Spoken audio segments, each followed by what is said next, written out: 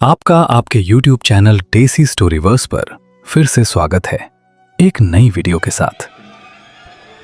राघव ने जब हवेली के दरवाजे पर पहला कदम रखा तो उसे लगा जैसे उसके पैर जमीन पर नहीं किसी नराम गीली चीज पर पड़े हों। मिट्टी नहीं थी वो, जमीन जैसे सांस ले रही हो। अंदर घुसते ही दरवाजा अपने आप बंद हो गया, इतनी जोर से कि पूरी हवेली कांप उठी।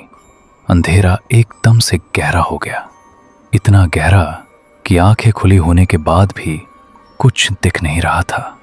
सिर्फ एक आवाज थी, टप टप टप, जैसे कहीं दूर से खून बूंद बूंद गिर रहा हो।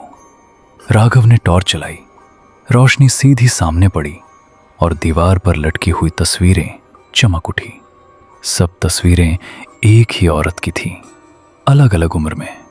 कहीं वो हंस रही थी, कहीं रो रही थी, कहीं उसकी आंखें बिल्कुल खोखली थीं।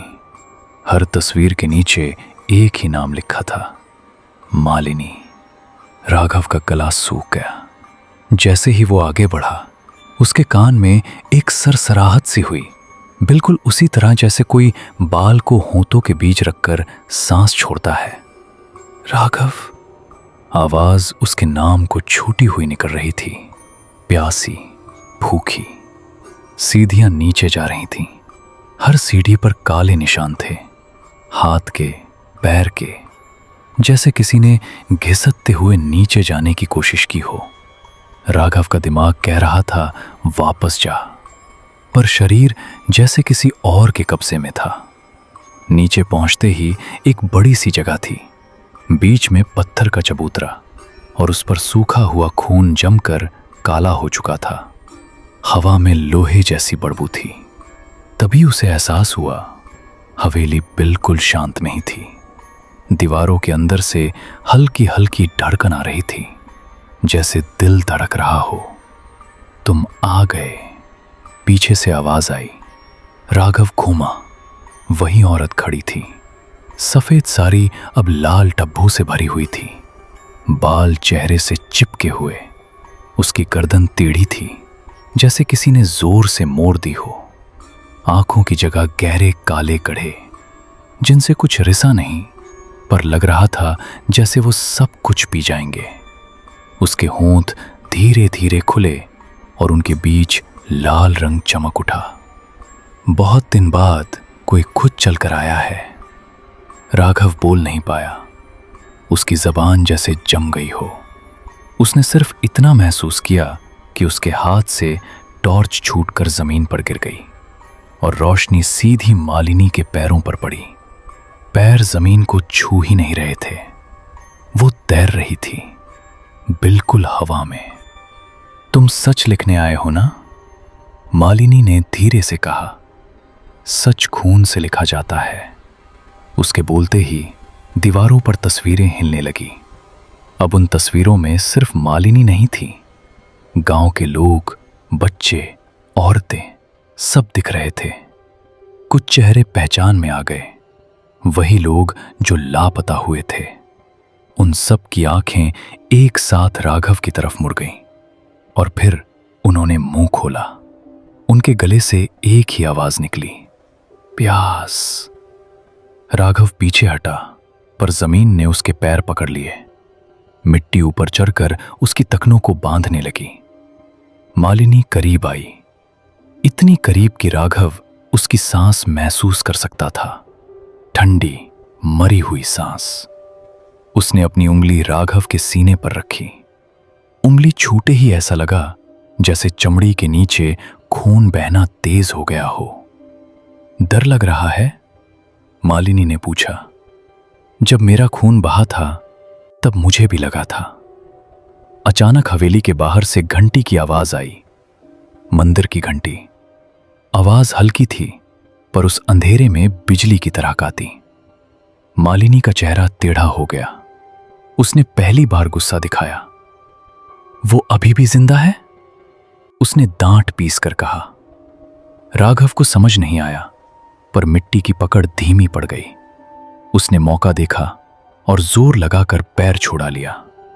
वो सीढ़ियों की तरफ भागा, पर हर सीढ़ी लंबी होती जा रही थी, जैसे हवेली उसे निकलने ही नहीं देना चाहती। मालिनी हंस रही थी। उसकी हंसी में दर्द भी था और भूख भी। भाग लो, वो बोली, पर जंगल सब देख लेता है और जो देख लिया उसे छोड़ता नहीं। राघव जब बाहर निकला तो रात और गहरी हो चुकी थी। जंगल बिल्कुल पास आ गया था, जैसे पेड़ चलकर आगे बढ़ गए हों। उसके गले पर फिर से जलान हुई। वहीं दांत के निशान उभर आए, इस बार थोड़े गहरे।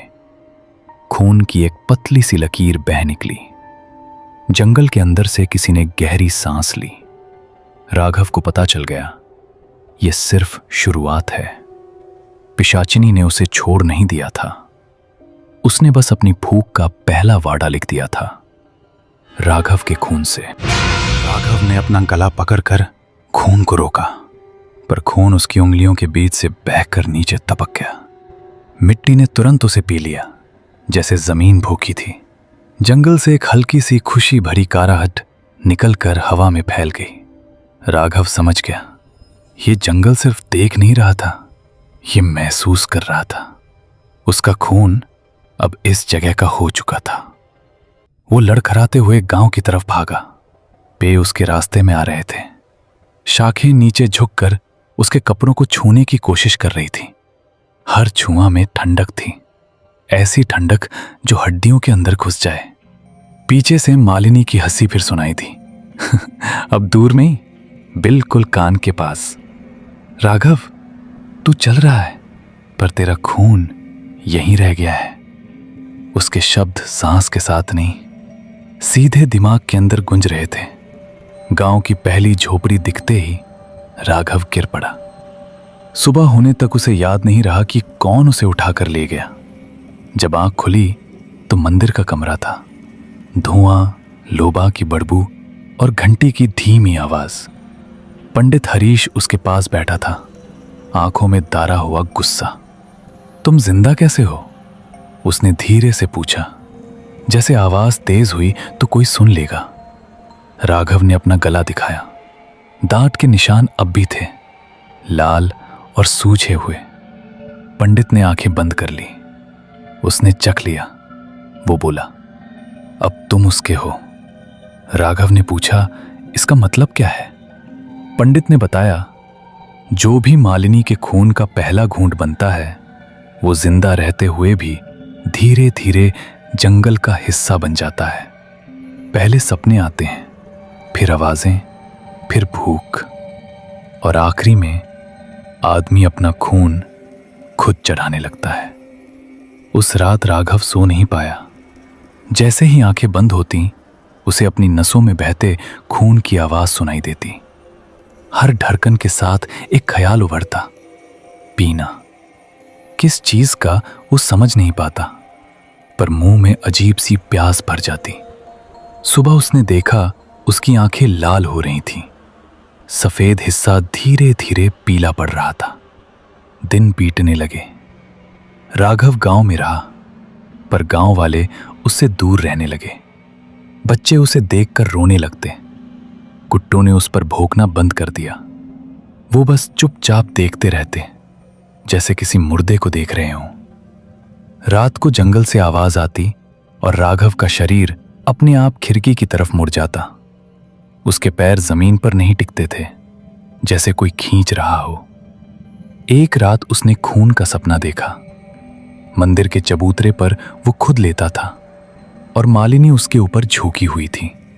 इस बार उसका चेहरा साफ दिख रहा था, खूबसूरत, पर सद्दी हुई खूबसूरती। आंखों में गरे नहीं थे, पर गहरी लाल रोशनी थी। अब मेरी बारी है, उसने कहा। राघव ने चीखना चाहा, पर उसका मुंह खुलकर सिर्फ एक शब्द निकल पाया, प्यास।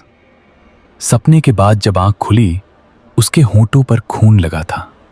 कमरे में एक मुर्दा कबूतर पड़ा था, गर्दन कट्टी हुई। राघव का दिमाग कांप गया। उसने याद करने की कोशिश की, पर कुछ याद नहीं आया। सिर्फ मुंह में एक अजीब सी संतुष्टि थी।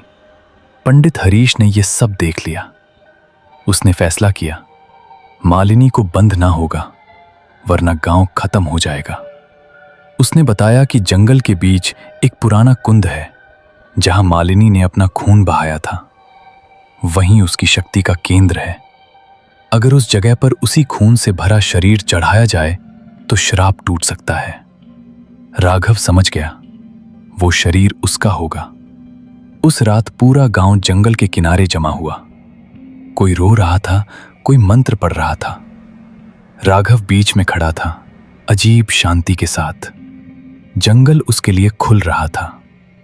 पेड़ पीछे हट रहे थे, रास्ता बना रहे थे।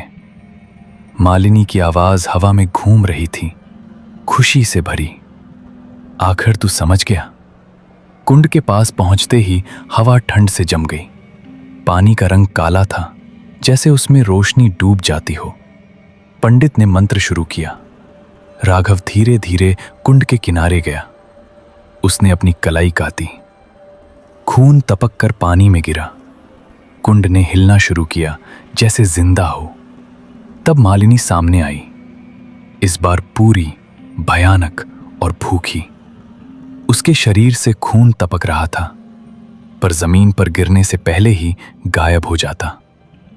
तू मेरा है, उसने कहा और राघव के सीने में घुसने लगी। दर्द नहीं था, सिर्फ एक गहरी ठंडक। राघव ने आखिरी बार गांव की तरफ देखा, फिर उसने खुद को कुंड में झोंक दिया। चीख और हंसी एक साथ गूंज उठी। कुंड लाल हो गया। जंगल ने जोर से सांस ली। सुबह जब लोग वापस आए, कुंड बिल्कुल शांत था। जंगल चुप था। लापता लोग कभी नहीं मिले।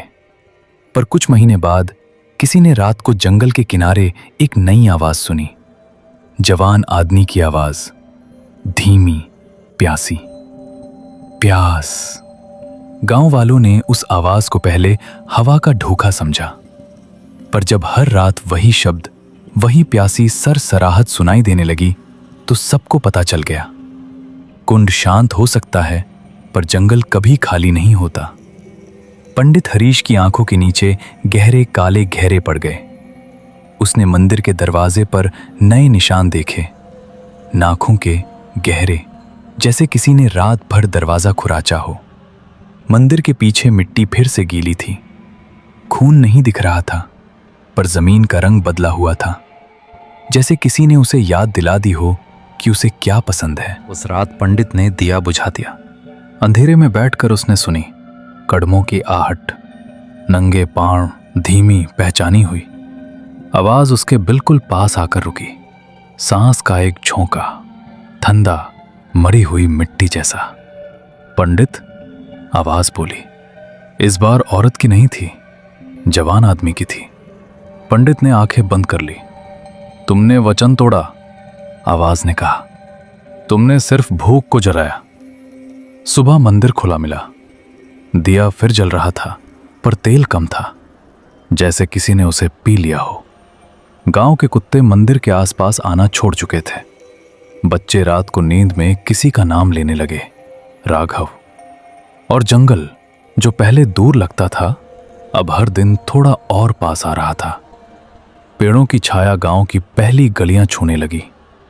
एक दिन गांव में एक नया आदमी आया, शहर से। कैमरा कंधे पर, आंखों में वही सच है। उसने पूछा, यहां कोई पुरानी कहानी है क्या? लोग चुप रहे। पंडित ने उसे रोकना चाहा, पर उस आदमी ने हंसकर कहा, डर से कहानी नहीं बनती। उस रात उसने जंगल के किनारे टेंट लगाया। अंधेरा घना हुआ, हवा रुकी और फिर आवाज आई, प्यासी पर मीठी। आदमी टेंट से निकला। जंगल के अंदर कुंड के पास एक आदमी खड़ा था। उसका चेहरा आधे अंधेरे में था, पर आंखें चमक रही थीं, लाल, गहरी। गले पर पुराने निशान थे। सच चाहते हो? उस आदमी ने पूछा। तो पास आओ। सुबह टेंट खुला मिला। आदमी गायब था। कैमरा जमीन पर पड़ा था। जब पंडित ने फुटेज देखी, स्क्रीन पर सिर्फ जंगल दिख रहा था, और फिर एक पल के लिए बिल्कुल नजदीक एक चेहरा, राघव का। उसके होंठों पर हल्का सा लाल रंग, और आंखों में वही प्यास जो कभी मालिनी में थी। उस रात जंगल ने फिर सांस ली और कहानी ने नया खून पीना शुरू किया। पंडित हरीश ने कैमरा बंद कर दिया, पर स्क्रीन बंद होने के बाद भी उसे लगता रहा जैसे कोई देख रहा हो। मंदिर के घंटे बिना हवा के हिल गए। एक छन्नी सी आवाज हवा में तैरी, जैसे किसी ने लोहे पर दांत रगड़ दिया हो। पंडित को समझ आ गया था, मालिनी का नाम शायद बंद हो चुका है, पर भूख को नया मुंह मिल गया है, और भूख कभी वफादार नहीं होती। गांव में रात अब पहले से ज्यादा लंबी होने लगी। सूरज डूबते ही छाया गलियों में जम जाती। घरों के दरवाजों पर नमक और सिंदूर लगाया जाता, पर सुबह तक निशान घसे हुए मिलते, जैसे किसी ने उंगलियों से चाट लिया हो। एक बुढ़िया ने कसम खाकर कहा कि उसने रात को अपने चूल्हे के पास किसी को बैठा देखा, जो बिना देखे आग को घुर रहा था। जब उसने पूछा कौन हो, तो सिर्फ एक शब्द मिला, प्यास। जंगल के किनारे कुंद फिर से बदलने लगा। पानी काला नहीं रहा, अब उसमें लाल छालक दिखने लगा, जैसे हर सांस के साथ किसी की नास फट रही हो। गांव के मर्दों ने मिलकर कुंद को पाथरों से बंधना चाहा, पर हर सुबह पत्थर अलग अलग जगह पड़े मिलते, और बीच में पैरों के निशान, नंगे लंबे, पहचानी हुई चल के। एक रात पंडित ने देखा, मंदिर के दरवाजे पर कोई खड़ा है। दिया जल रहा था, पर रोशनी सीधी जमीन पर गिरकर रुक जाती, जैसे आगे अंधेरा दीवार हो। वो आगे बढ़ा। सामने आदमी था, राघव, पर कुछ गलत था। उसकी चाल हवा में थी, पैर जमीन को छूटे ही नहीं थे। गले के निशान गहरे हो चुके थे, जैसे कोई रोज उन्हें याद दिला रहा हो। तुमने कहा था बंद हो जाएगा, राघव ने कहा। आवाज में न गुस्सा था न दर्द, सिर्फ भूख। पर बंद सिर्फ नाम होता है, प्यास को रास्ता चाहिए। पंडित ने मंत्र पढ़ना शुरू किया। शब्द मुंह से निकले, पर हवा में घुलकर गिर गए।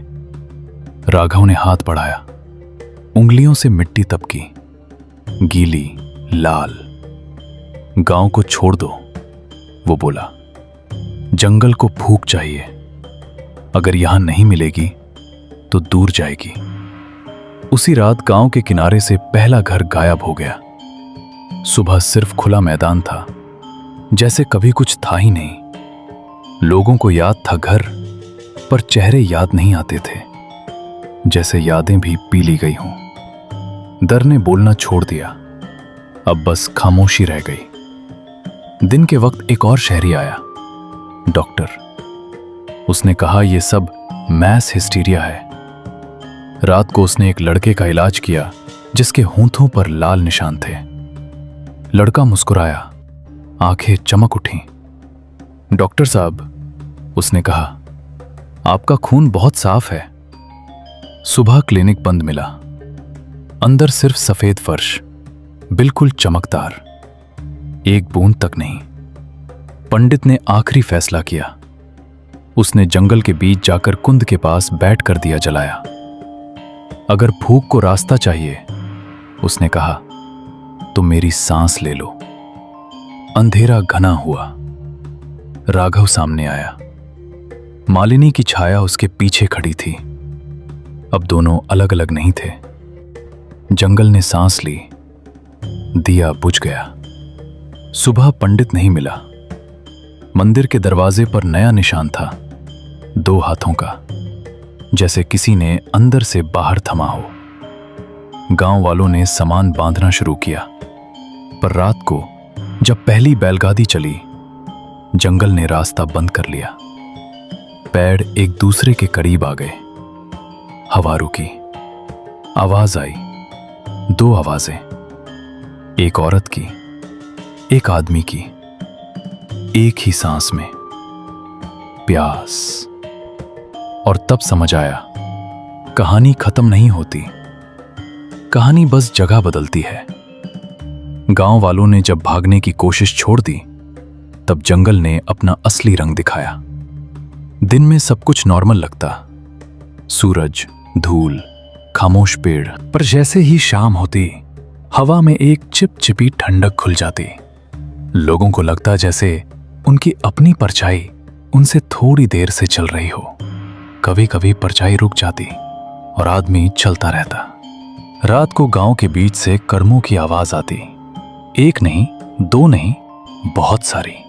पर जब कोई दरवाजा खोलकर देखता तो गली खाली होती।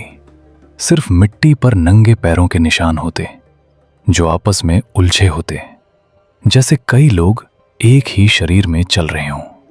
उन निशानों के बीच बीच लाल धब्बे होते, ताजा नहीं पर पूरे सूखे भी नहीं। जमीन उन्हें धीरे धीरे पी जाती। एक रात गांव के सबसे छोटे घर से चीख निकली। लोग जब वहां पहुंचे तो दरवाजा अंदर से बंद था। तोड़े जाने पर अंदर सिर्फ एक औरत बैठी मिली, बिल्कुल शांत। उसकी गोद में उसका पति का सर था। आंखें खुली पर जिंदगी नहीं। औरत मुस्कुराई और बोली, उसने कहा था बस एक बूंद चाहिए। उसके होंठों पर लाल रेखा थी। सुबह होते होते औरत भी चुप हो गई, जैसे नींद में चली गई हो। पर सांस कब की बंद हो चुकी थी। जंगल अब सपनों में भी आने लगा। लोग एक ही सपना देखते, कुंद, लाल पानी और उसके किनारे खड़ा एक आदमी। कभी उसका चेहरा मालिनी जैसा लगता, कभी राघव जैसा और कभी अपना ही। सपने में आवाज आती, नराम और प्यासी, बस थोड़ा सा। सुबह उठकर लोग अपनी कलाइयों पर छोटे छोटे निशान पाते, जैसे किसी ने रात को उंगली से छू लिया हो। एक दिन पूरा गांव चुप हो गया। कोई बात नहीं करता, जैसे बोलने की ताकत भी पी ली गई हो। बच्चे मंदिर की सीढ़ियों पर बैठकर जमीन को घुरते रहते। उनकी आंखें लाल नहीं थीं, पर उनमें चमक नहीं थी। जंगल अब गांव के बीच तक आ चुका था। पेड़ों की जड़ों ने घरों की दीवारों को पकड़ लिया। लकड़ी और मिट्टी एक हो रहे थे। उस रात कुंद से कुछ उठा, पहले सिर्फ छाया, फिर आकर। दो चेहरे, एक ही शरीर, आदमी और औरत, एक दूसरे में घुले हुए। जब वो चला तो जमीन ने उसे रास्ता दिया। उसने गांव के बीच खड़े होकर आंखें बंद की, सांस ली, और जैसे ही सांस छोड़ी, लोगों के सीने में दर्द उठा। कुछ गिर पड़े, कुछ ने अपना गला पकड़ लिया। खून बाहर नहीं आया, पर महसूस सबने किया जैसे कुछ खींच कर ले लिया गया हो। सुबह जब सूरज निकला, देवगढ़ गांव खाली था। घर खड़े थे पर लोग नहीं। मंदिर में घंटी लटक रही थी, पर कोई हाथ नहीं था। जंगल शांत था, बहुत ज्यादा शांत। ऐसा लगता जैसे उसकी प्यास थोड़ी देर के लिए बुझ गई हो। सालों बाद शहर के एक कोने में एक नया जंगल आया। लोग कहते थे रात को वहां से आवाज आती है, एक औरत और एक आदमी की एक साथ प्यास। और जो भी उस आवाज के पीछे गया वापस नहीं आया। सिर्फ उसकी कहानी रह गई, जो किसी और की रगों में उतरने लगी। शहर के उस कोने को लोग पहले खाली जमीन कहते थे। सीमेंट, लोहा, ट्रैफिक, सब के बीच अचानक अग आए पेड़ों ने सबको हैरान किया, पर किसी ने रोकने की हिम्मत नहीं की। पेड़ों की छाल का रंग आम नहीं था, थोड़ा सा लाल, थोड़ा सा काला, जैसे किसी पुराने घाव पर जम चुकी परत।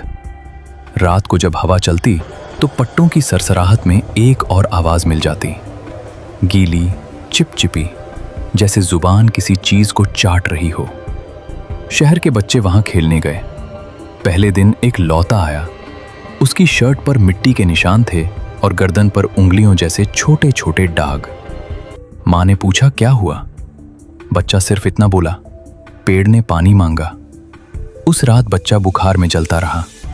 सुबह उसकी आंखें खुली पर चमक नहीं थी। 2 दिन बाद वो चुप हो गया, हमेशा के लिए। लोगों ने पुलिस को बुलाया, टेप लगी, बोर्ड लगा, अंदर जाना मना है। पर रात को टेप खुद ही खुल जाती। बोर्ड सुबह जमीन पर पड़ा मिलता, जैसे किसी ने उसे पढ़कर हंसा हो। सीसीटीवी में बस धुआं दिखाई देता और कभी कभी एक चेहरा आधा आदमी आधी औरत बिल्कुल पास आकर लेंस को देखते हुए। लेंस पर अगले फ्रेम में लाल बूंद जम जाती, फिर सब ब्लैक। एक रात एक सिक्योरिटी गार्ड ने वहां ड्यूटी ली। वो पुरानी आदत का था, डर से भागने वाला नहीं। मिडनाइट के बाद उसे लगा जैसे किसी ने नाम लिया, धीरे से। पहचानी हुई आवाज नहीं थी, पर नाम बिल्कुल सही था। वो टॉर्च लेकर अंदर गया। पेड़ों के बीच एक जगह जमीन गीली थी, बीच में कुंद जैसा गड्ढा। शहर में कुंद कैसे? गार्ड ने झुक कर देखा। पानी में उसका चेहरा दिखा, फिर चेहरा बदला। गले पर पुराने निशान, आंखों में प्यास। बस थोड़ा सा। आवाज आई। सुबह गार्ड की चेयर खाली थी, टॉर्च जाली हुई जमीन पर पड़ी थी। कुंड का गड्ढा भर चुका था, जैसे कभी था ही नहीं। शहर में अफवाह नहीं फाली, शहर में बस खबर फालती है। लोग कहानी नहीं सुनते, सिर्फ इग्नोर करते हैं। पर इग्नोर करना भूख को और तेज करता है। हॉस्पिटल में अनोखे केसेस आने लगे। लोग जिनमें खून की कमी नहीं, पर फिर भी बेहोशी। रिपोर्ट्स नॉर्मल, पर पेंशनते के होंठों पर हमेशा वही सूखी लाल रेखा। डॉक्टर्स के कान में रात को एक शब्द घूमता, प्यास। एक दिन एक लड़की आई, जर्नलिस्ट। उसने देवगढ़ का नाम फाइल में लिखा, जंगल की तस्वीरें निकाली, कुंड का जिक्र पढ़ा। उस रात उसने शहर के जंगल के पास ही रूम लिया। खिड़की से पेड़ दिखते थे। रात के बीच उसने ग्लास पर किसी की सांस के निशान देखे, 2 साथ साथ। ग्लास पर उंगली से लिखा गया, सच खून से लिखा जाता है। लड़की का हाथ कांप गया। फिर उसने कैमरा उठाया। मैं भागूंगी नहीं, उसने खुद से कहा। जब वो अंदर गई, पेड़ पीछे हट गए। कुंद फिर से था, बिल्कुल साफ, बिल्कुल जिंदा।